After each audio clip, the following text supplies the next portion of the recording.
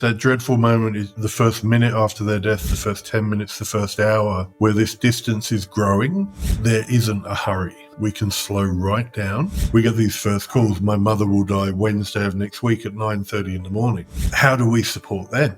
After the death of mum or dad, you're going to become irrationally angry. Now, all of that emotion, all of that effort has finished, but you're still here. We had a service with a Catholic priest, a stand-up comedian, and a Buddhist monk once. We can't go in just because you want the building but not the religion. If we're going in God's house, God is going to be there. Don't Be Caught Dead, the show bringing stories of death back to life. Here's your host, Catherine Ashton. Today we are speaking with Richard Gosling, the author of After the Worst Has Happened, Tales from a Funeral Director on the Lighter Side of Death. I'm really looking forward to this conversation, Richard. I have read the book and I can't wait to have more in-depth chat with you. Welcome to the podcast. Thank you. It's very lovely to be here. Now tell me, you transitioned from a different career to a funeral director. Not a career move that most people do. Can you tell me what motivated that? There'd always been a background fascination with those people. I had an early kind of interface with work in funerals when I was around 20, 21, but it was a disastrous brief flirtation with that side of work, and it didn't pan out, and it shouldn't have panned out at that age because I had the emotional depth of a teacup. It just was never going to be good. Later in life, while I was working as a civil servant, my daughter had a few health crises. We found out she had a heart condition. And then the day after, we found out she had a massive third-degree burn injury on both arms. And that took us to some very dark corners, some stressful places where you're in the best hands in the world. Pediatric nurses, burns nurses and surgeons, heart surgeons, all amazing. But for us as parents, so overwhelming. We were facing an avalanche while drowning, while fleeing, and having this tenacious little 18-month-old child going through this stuff. And a lot of it left emotional scars. My daughter has the physical scars. I'm riddled with the emotional ones.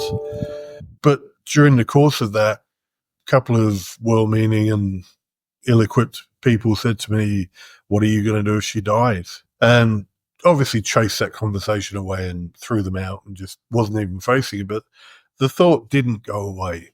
For these nurses, for these doctors, treating my daughter was their day job. It was their usual. And I'm so glad they were there. But for someone else, their usual job was dealing with the death of a child or a husband or a sibling or a parent. And I couldn't shake off the idea of those people. So when the opportunity came for voluntary redundancy and a job that paid me well and was full of lovely people but bored the life out of me, I jumped at it. And my wife said, "Look, go for the job that you want rather than, something that's going to buy us 3 houses and a yacht." And honestly, just completely started over. Found a funeral home, basically begged them for a job. Said, "Please start me in down there. I'll polish the floor. I'll do whatever." And honestly, from day one, it just felt like where I should be. And tell me, at what age were you in, and also what stage were you in your life to make such a change where you no longer had that security and you were just going ahead and jumping in? I took the voluntary redundancy at 39, and It was not a wildly successful civil service career, but if you're in the civil service, you're in the belly of a big beast that's going to keep you there for as long as you want to stay. Yeah. And you'll gradually ascend purely by chronology. You'll kind of bubble up, annual pay raise, very secure, very good environment to be in, just not fulfilling whatever need it was I had in the back of my head. So 39, I left that line of work, and with the redundancy, I thought I'll have a backup plan. Maybe I'll go back into IT training because I used to do that. So I got myself a Cert 4 in that. But the whole time I was just thinking, I really want to try funerals. So I did some temping work, just carrying coffins for funeral homes. I bizarrely, almost was stalking my way around cemeteries trying to find work. And I was pretty determined, and with the idea that I knew nothing, but had this utter desire to know more, to see where I could fit in that world. And so walk me through that process that you were sort of carrying the odd coffin and never realised you could temp doing those sorts of roles. Tell me about how it sort of moved on from the occasional experience to something more of a career for you. Well, I obviously eventually landed a job with one funeral home. It didn't play out. It was 3 months of working for them. And for this reason or that reason, mostly geography, I was living about an hour and a half away from that place. They said, look, we don't feel this is going to work, but there's a place near you. They're not advertising at the moment, but we know they need someone. We'll have a chat with them, but we're going to end ties with you. And I thought, this is what I want. And I was deluding myself, driving an hour and a half to work every day or commuting like that. It wasn't sustainable, but I wanted to be in there. So fortunately, it played out that this local funeral home made space for me. They didn't directly have space, but they took me on as an extra hand downstairs, starting from scratch, This is how you put gloves on. This is how you make sure you're sanitized after a transfer. It was an uphill climb from day one, but rewarding one, yeah. Every day still is, even after 10 years, something new, something I've not seen, heard, or done before, a church I've never been to before. It's fascinating. And tell me, what do you think is it that drove you to actually really want this? Like 10 years on, what is it that you get out of the role that you go, yeah, that's what I could put my finger on, that's what I was after to fulfill? When I was in the civil service, I obviously had my in tray. It would be there on a Monday and I'd have to work through it. And it was done, and there was a sense of completion, but also a sense of, oh, well.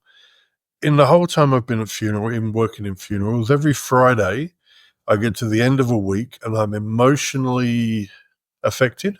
I'm creatively affected because some of the workarounds, the think-arounds, the embellishment on a funeral we'll do in certain instances for families, it takes a lot of imagination at times. The simple act of crisis management on a funeral, if a mourner's becoming a little bit angry or combative with someone else and you're trying to settle the waters but keep everything calm, for the whole week you're on almost this kind of edge of caffeinated adrenaline anxiety, but at the same time trying to keep things still, calm, respectful, and as you would want your own family's funeral to be. There's always that thought in the back of your head, I'm doing this because the person who's passed away for them is their most important person. And, I've got my most important people and I want their families to feel as cared for as I'd want my family to feel. So I'm interested, when you're talking, it sounds like it's the role of serving others. Would that be the right thing to say?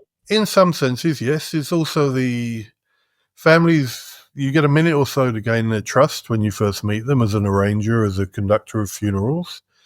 But once you do, they open up in ways that are quite magical. The stories you hear about their father, mother, brother, and so on. And these are stories that most people don't get to hear. It's like almost working in a museum. And every day I see a new exhibit that is so fascinating and so rich. And you think, there's a book in that person, there's a book in that person. There's all these. I took time to write my book. Most people don't. And I've heard stories about some grandparents through World War II, some Jewish families and their escapes from the Holocaust, how wives met their husbands and so on. They're the most magical things in the world to hear. It's so rare that someone will sit down with anger or frustration with the deceased person. It's mostly love, fascination, and a will to just tell someone these stories. And, I'm not going to share them. I'm not going to blast them all over the planet, but just to be the person who sits there and hears these things and sees the delight and love people have in talking about their dead father, dead grandfather, and so on. It's a rare privilege to sit in the spaces we go to. And tell me about the creative side. Mm-hmm. When you're honouring someone and you're working with the family, tell me how many ways or some examples in which you've used that creative side of your brain. Well, we always say to families say, I don't know what can be done at a time like this. And we say, well, pretty much anything except bringing the person back. That's the one thing, regrettably, we can't do. If it's a younger person, the grief is going to be far, far different. If it's a suicide case, again, very, very different. So with those, we really encourage that people kind of get up and physically be part of that grief, be it signing a coffin or signing paperboards so the families have got messages to keep. Encouraging, if there is someone in the family who has a musical skill or a poetic skill who feels they can at that time be a part of this. The funeral's 1 moment, 1 hour. And we say to families, it's going to pass like that. It'll be gone. So the more personality, the more we can tease out that makes that person as unique as they are. Because so often we hear on the radio, a funeral is an opening song, a eulogy, a slideshow, a committal, and then you're out and you're at the canteen. And we try not, sometimes it is that, but we try if there is something we can tease out, if there's a love of nature or, a green burial. We had a service with a Catholic priest, a stand-up comedian, and a Buddhist monk once. And the family said, look, I don't think we could do this. I said, well, we can try. Wow. And so I found a priest who was willing and celebrant who I knew had a history in stand-up comedy and a Buddhist monk who had no qualms. They were willing to gel that together. And it was beautiful, absolutely beautiful. That is fantastic. And what do you think that people find as some of the most challenging things when organising someone's funeral for a loved one? People feel an immense weight of pressure of time. From the minute someone dies, there's that dreadful moment is the first minute after their death, the first 10 minutes, the first hour, where this distance is growing. But from the moment they call a funeral home, they're often compelled to rush. And you can hear it in their voices often that they're just picturing, and I don't mean to be graphic, but grandmother decaying somewhere or, husband decaying. And we've really got to, or I say to them very early on, there isn't a hurry. We can slow right down. Now, if you're members of the Jewish faith, we'll go as quickly as we can because they've got that wonderful tradition that has told them we do this fast, we do this anonymously, but with community. But in other instances, we slow down. Often a family will call us on Monday and a funeral's on Friday, which means within 3 days they're writing eulogies, gathering photos, doing so many things. And we spend 9 months preparing for birth, but we'll race to get to a funeral. And I understand it hurts. Every part of that week hurts. But I encourage them to slow down. I encourage them, you don't need to rush. One family went to Hawaii to grieve, came back 5 weeks later, and then we had the funeral. Now, that's a gift of wealth. If you can afford to do that, your grieving is going to be a lot more comfortable. But I say to families, we've had some families pause 5 weeks, 10 weeks, whatever is going to work. If you need time, you've got to look after yourself too. So take the time. And when you're talking about looking after yourself, you mentioned earlier that at the end of the week you can be emotionally affected. I assume that can be both positive and negative. Oh, yeah. How do you carve out time for yourself and put some personal boundaries in when you're dealing with grief? Well, it's a benefit of aging. My kids are about to turn 19 and 17, so they're quite autonomous, although the HSC's looming for my daughter. But my wife and I got a dog it's the family's dog, but mostly my wife's. Got a dog. We try and go out 5 a.m. every day and walk the dog. Try. Winter's just ending now, so we're just getting back into that. We don't necessarily talk, but just 3 kilometres, 4 kilometres of fresh air and a happy dog, and that starts your day okay. When it comes to the weekend, now I'm not doing book week costumes and geography assignments and all the things that I swear we didn't do when I was in school. Now it's my wife's marking because she's an English teacher. My daughter's studying for the HSC. My son lives in the garage, so I don't see much of him. So I'll do the food shop, plan the following week, and then there's an armchair by the windows in my lounge. I'll always have a book somewhere nearby, and I'll say, right, I'm going to put on this album. I'm going to sit in that chair. I'm going to read 1 page and fall asleep, or I'm going to read 2 pages and all gallop through the book, but I just carve out time just to be still, just to kind of sit on the raft in my own lake and just Whatever I need to feel, whatever I need to process, but just to be still. It's a nice thing to do. I really like that imagery that I have in my head now of you being on a little raft in a little lake. I like that. And how do you see the role of funeral directors in helping people confront, their fear of death or their own mortality? It's an interesting one, and it's changing at the minute now. We have voluntary assisted death. I think since November last year, all states in Australia have legalised that. So we're starting to speak to families now who know exactly when mum is going to die. We get these first calls. My mother will die Wednesday of next week at 9:30 in the morning. Totally different kind of what we call a first call, where a family first reach out. But as soon as we started getting those calls, I spoke to our grief support network and said, this is new for us. Normally we get mum died last night. Now it's mum going to die next week. How do we support them? Because we used to, with mum having died in the past, we know the family will be in shock or denial or all of those normal things that we're used to confronting.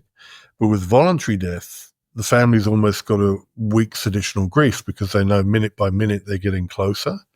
But it's also what their mother wants to do. So they're achieving the goal that they've been fighting for.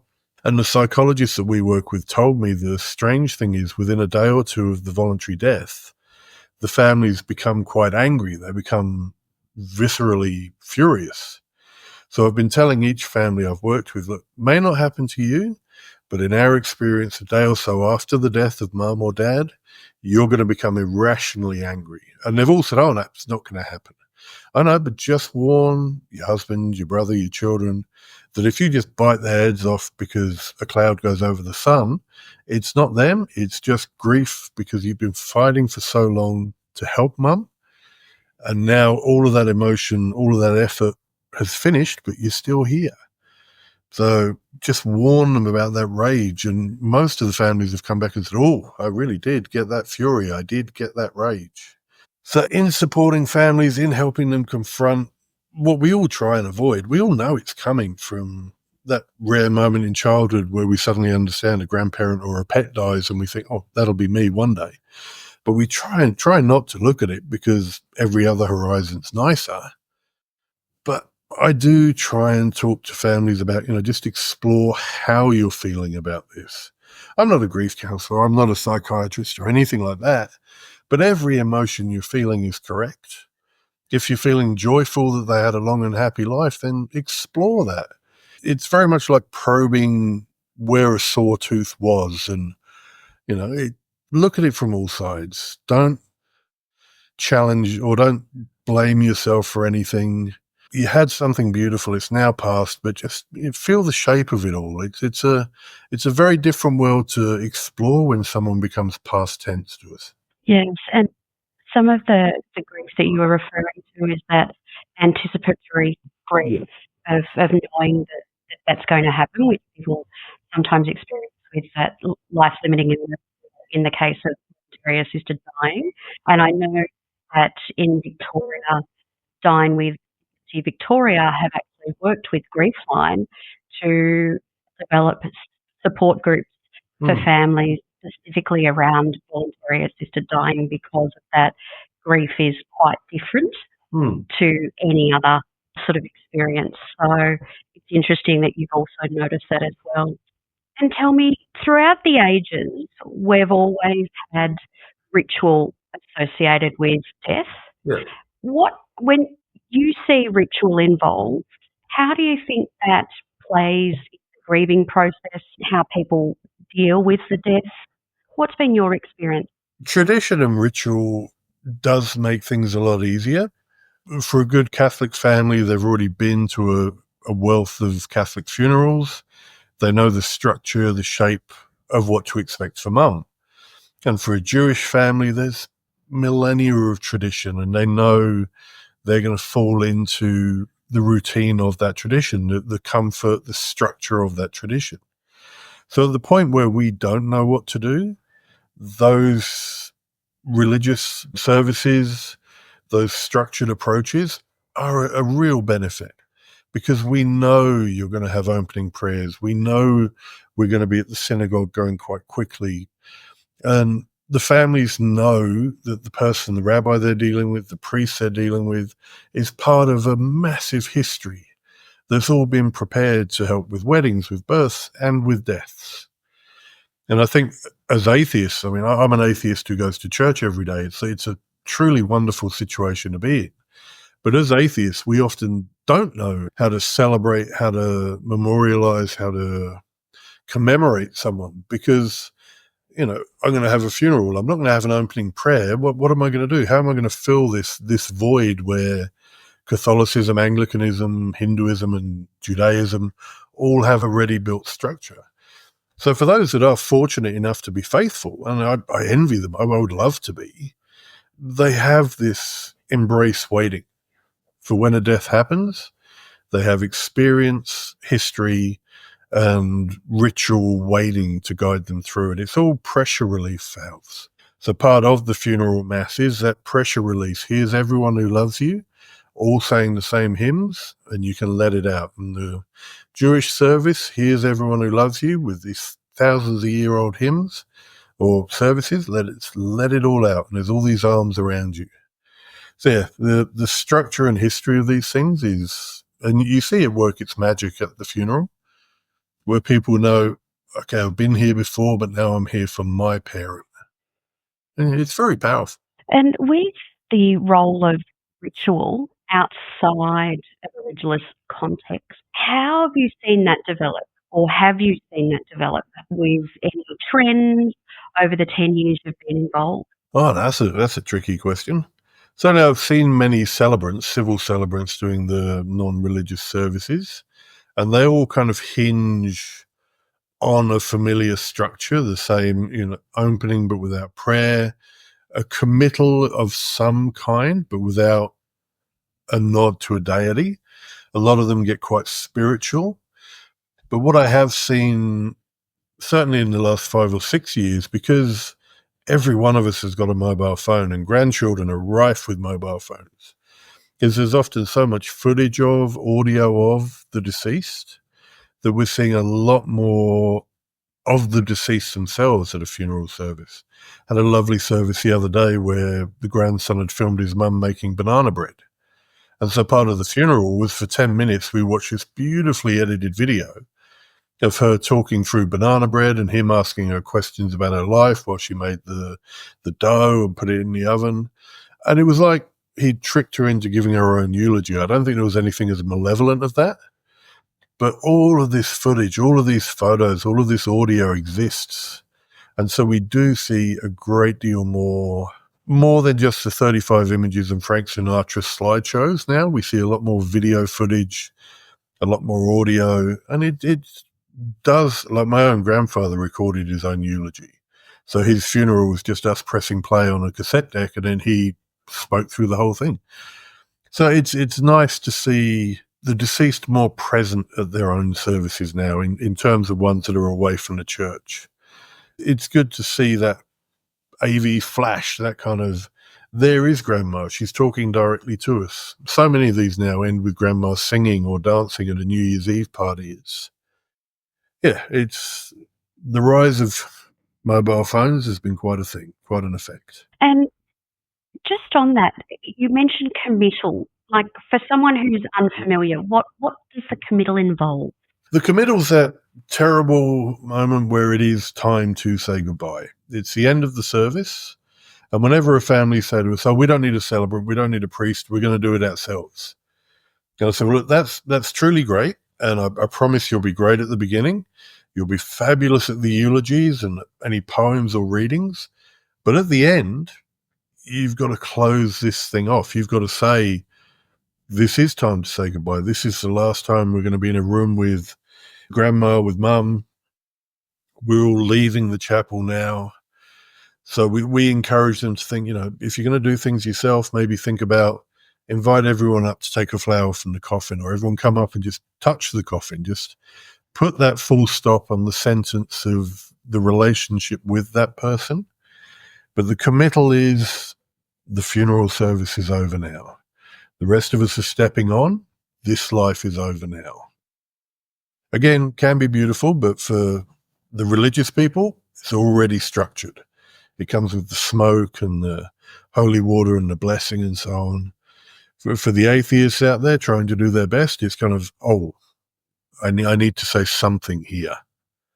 And just on that, because with the increase of cremation as an option for people saying goodbye to their loved one, tell me a little bit about, I believe you've had a circumstance or two where people have felt like a service isn't enough, they need to go a step further.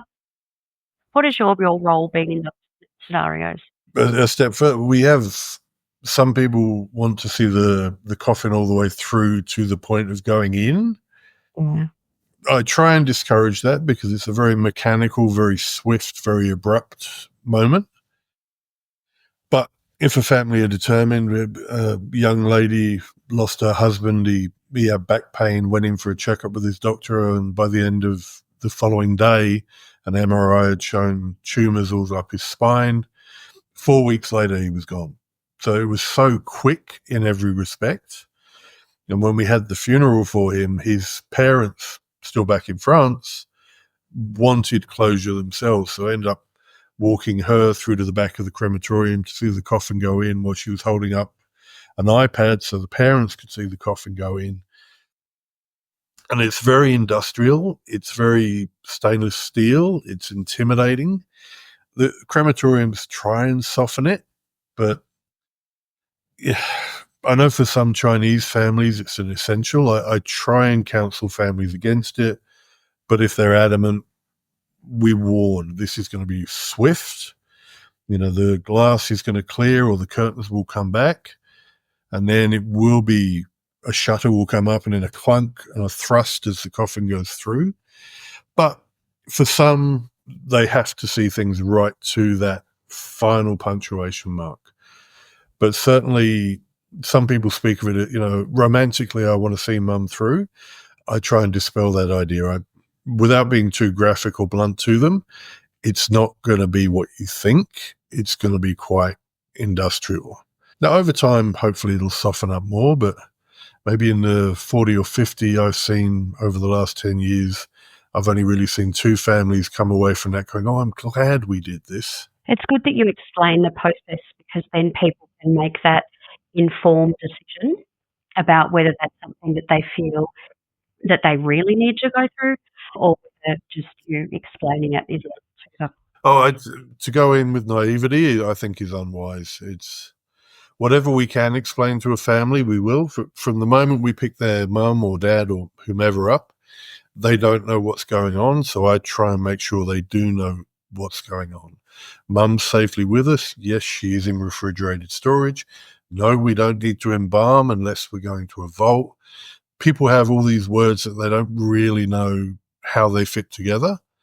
So without sitting them down and giving them a kind of 101 on funerals, we just try and explain each step. For people who are unfamiliar, what do you find are some of the greatest misconceptions about funeral, burial, really the whole process? What are people confused about? Very first thing is, as I mentioned earlier, is speed. They all feel they've got to sprint. And so we slow them down there. They'll often then say to us, we'll ask them on the first call now, is mum for burial or cremation? Oh, we haven't decided yet. And so we'll say, well, look, if you don't already own a grave, you're probably looking 15 to 20,000 for a grave in the Sydney area. Cheaper the further out you go, but remember, if you're getting a grave, you're going to want to visit mum. And as soon as you say 15 to 20,000, you'll hear that switch flick to cremation, because graves are very, very expensive. Mausoleums even more so, and then the process of embalming comes in. We recently, family wanted mum to go into a mausoleum and we said, okay, well then we have to embalm. And they said, well, what's that? So gently we explain it's the preservation of the body, the removal of the blood. And they said, don't tell us any more about that. Do what you need to do, but we don't want to know. And I think, well, we're placing mum in an above ground area. We have to have your agreement that we are going to perform this embalm. So we find most people, they don't know any of the steps. So we're just educating them as they go. They don't really have an idea on what things are going to cost. So we're very clear as we go. You know, if you are looking at a grave, you're going to have to go buy that, 20,000 over there. Our side of things, probably 10 to 12,000, maybe less if it's in our chapel. But all the way through, we're as clear as we can be. There is a misconception that we're evil, money-grubbing buggers. You can hear that on the phone, especially if the phone call starts with, "I'm just ringing around," and you think, that's okay. You know, do your due diligence, phone around, by all means. But you can, some conversations start where they're already deeply suspicious of you. Why would you choose to work in this world? It must be because you're fleecing families, you know, stealing jewelry, doing whatever. So again, we're slowing down and just explaining why our costs are where they are. We are, you know, I do work in the middle of Sydney. Things are more expensive in a city than out of a city and so on. So fortunately, people don't know much about funerals because you don't want them spending their life as I do, kind of surrounded by death every day. But at the same time, we gently try and educate. A lot of Catholics maybe haven't been to church for a long time, so we'll talk them through the service before they meet the priest. A lot of Jewish families will say, "Oh, Mum went to synagogue. We haven't really been for many years." I said, "All right, well, Rabbi will look to cut your clothing when the service starts. There will be Kaddish." And so we're kind of almost educating on the religious side as well in a lot of cases, which is a strange thing because there's no one course you can sit down to do to learn all this when you start as a funeral director. But then suddenly 10 years in, you find, wait, where did all that, how do I have all that in my head? But it is all there, and it very much on any first call, any phone call, would just say to a family, look, ask anything. There's really nothing you can ask that we won't answer. And we do get a lot of phone calls. Look, I've got a strange question. So there are none. Ask us anything. And if we can help, we'll tell you the answer. And tell me, you've been quite the advocate for about open conversations about death and dying. Why do you think it is important to be having those conversations, Richard? When we sit with a family and we say, okay, so if we're having a civil service, a kind of atheist service, let's find 3 pieces of music that Mum liked. And you just see these faces go, oh, come on, what did Mum maybe hum or sing when she was, you know, puttering around the house, or what did she sing to you as a baby? And people just go a bit blank. And I think there's this almost distance that comes up where we stop knowing our parents or our grandparents the older they get. And so I'm very encouraging for families, if we're speaking to them before a funeral, if Mum's going to pass, but probably not for a year or so, well, talk to her in this time. We don't want to be playing Frank Sinatra and you find out 3 months after the funeral that, God, she hated that man. Talk, find out all those little quirks. What was Mum's favourite book? What was her favourite song? What was all the stuff that you're going to find when you're planning the funeral you won't be able to remember? Just get as much of a picture of Mum, aside from the fact that she fills your heart, but the details may be blurry.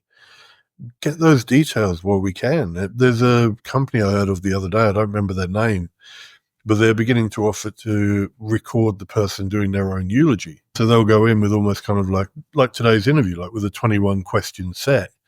And they'll go in and sit with the person and record all those answers and edit it together so you've got a living record of that person. And I think in not talking about it, we just sit and we deny it's ever going to happen, even though we know that Band-Aid's going to come off and we will be raw. In talking about it, we have a bit more time to say, I didn't know that. That's really good. Tell me more about this. And just see the person as more than just the funeral at the end. Just get to know them that bit better. So when the funeral director says, what song should we play at the end? Oh, there's 4 we really like. Well, all right, tell me about those 4. Let's see which one's the best fit for that moment. It's a nasty thing at the end of a life, but the end of a life is coming. So it's worth talking about. It's so true what you're saying, though. It's that there's many a funeral I've sat in and you're hearing the eulogy being read And you're like, I didn't know that about them. And what's really sad is the fact that I would have loved to have asked more about it, if they were still Yep. alive, about that part of their life. Because you're right, we only sort of know what they're sharing at that stage that you know them in your life. So yeah, I think it's fascinating that we actually, get to know the actual person, not just I suppose the parody of who we think they are. Oh, I mean, there's different versions of all of us, My kids see me entirely as dad. And then every now and then they'll see a picture of when my wife and I were together before they were born, when we were much more gig-going, pub attending, theatre attending, aspirational, who knows what life will be. And then they'll see a photo of me before I was with mum, and it's kind of, don't even know who that is. There's all these phases, and our friends see us differently to the way our family sees us, and our colleagues see us differently again. We're very multifaceted. And I think in as much as you can get to know someone, you can get to know them again. There's still time again to ask more, to tease out more details. Certainly, we're fascinating. My wife's fascinating. My kids are fascinating. I like to think maybe I'm vaguely interesting. So it's just good to go down those rabbit holes. If you're on a drive with someone and you drive, I went to school over there, well, just tell me more about that. Tell me the worst teacher, the best class, things you remember. And tell me, what inspired you to tell your story? That was mostly my wife telling me to shut up, to be honest. It was end of a day. She's a teacher. I'm a funeral director. We look after different ends of life. But I came home one day and I said, oh, God, look, you won't believe what happened today. And she said, look, honestly, I don't have time. Write it down. I promise you I'll get to it later. And I thought, well, no, you bloody won't. But I thought, well, I will write this down because today's been quite a day.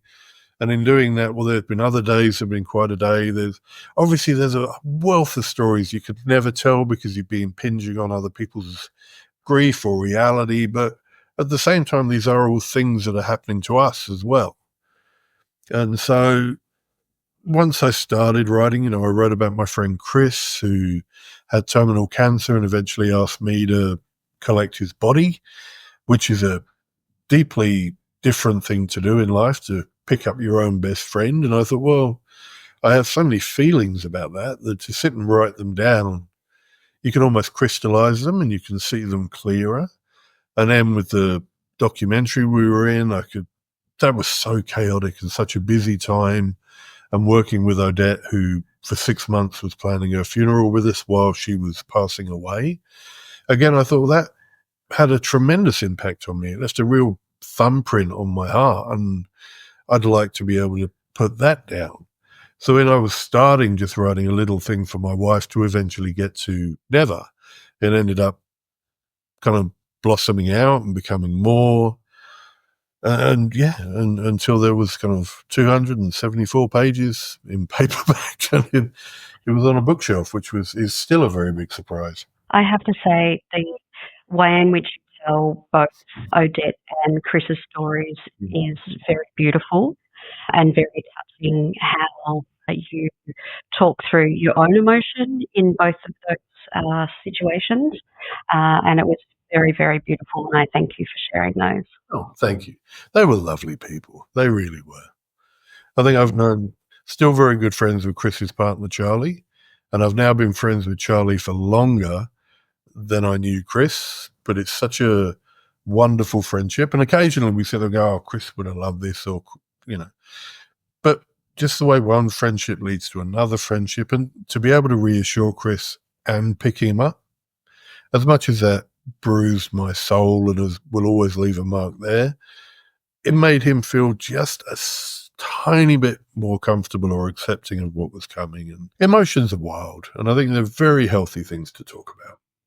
And both Odette and Chris knew that they were dying. Mm-hmm.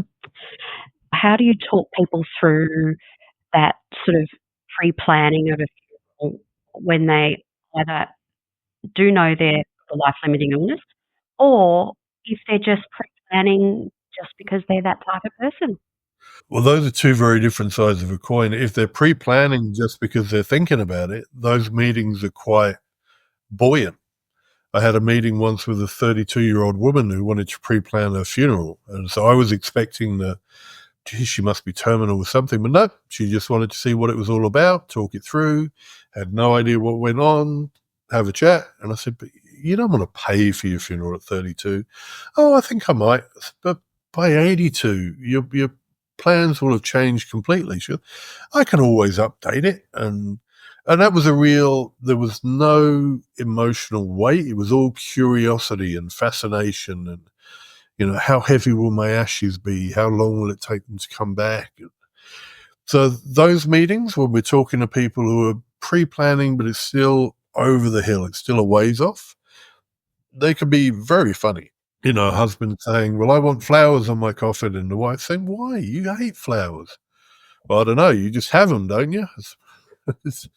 So the 104-year-old whose wife walked in while he was pre-planning his funeral, she was 80, and he said to us, my trophy wife. And I thought that was, and she said, why are you doing this? She goes, I don't want you to worry. And she goes, you don't want a funeral. You want a jazz band and strippers. And I said, I can arrange that. We can pivot, and they're upbeat meetings.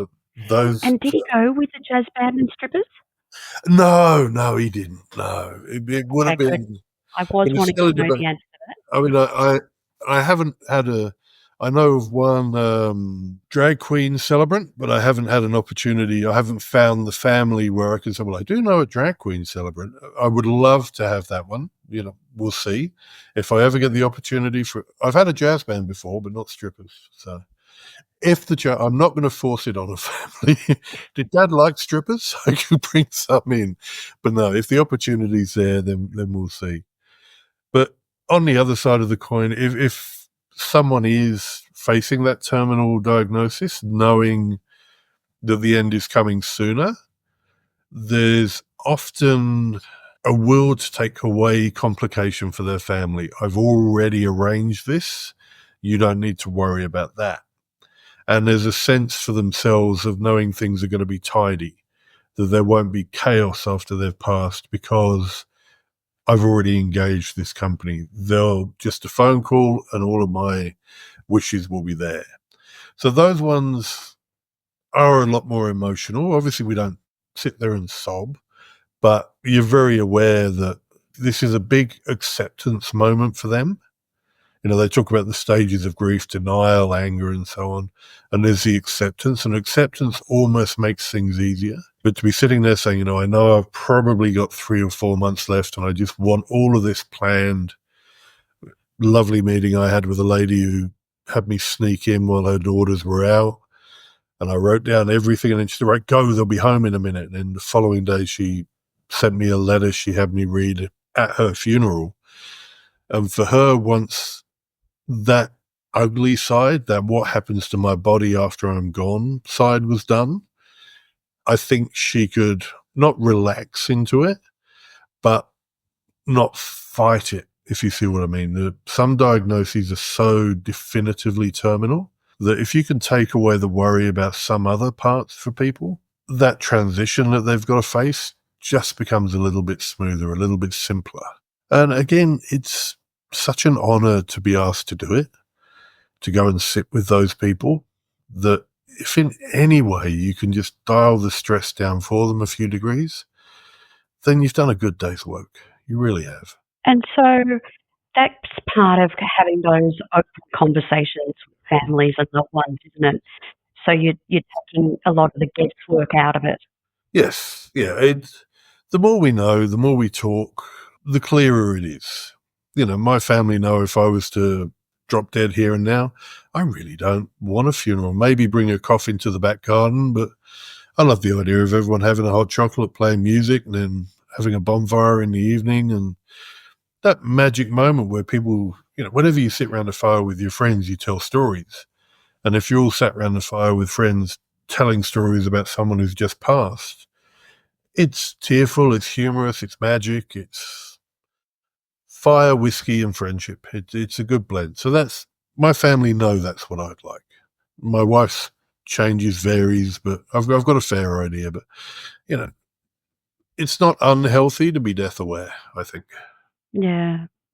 Well, I've certainly seen when people don't know the wishes, Yeah. and it can be pretty difficult and very challenging. Yes. And tell me, have you ever faced ethical challenges as a funeral director? Uh, Ethical in the sense that I can see the funeral costs spiraling upwards as they're almost trying to honour someone to a degree that I think is unhealthy and is going to put them. I'm a terrible coffin salesman. I start with the cheapest and I say to families there are far better things to spend money on. If you're feeling compelled to buy a $40,000 casket, we'll go down that route. But I don't want you in a financial hole. Now, some families are comfortable enough that they're not going to be in a hole, but others, are. And everyone wants to do the best for their mother, father, and so on. But the best doesn't have to be a massive debt afterwards. And you can see when you're going through things, you can see that wince in the eye when they see the cost and think, but we don't have to do this. And I don't want you to do this if this is going to, Mum doesn't want you to do this if this is going to leave you struggling. So let's pare back. I've talked people out of many big funerals because I can just see it's inappropriate.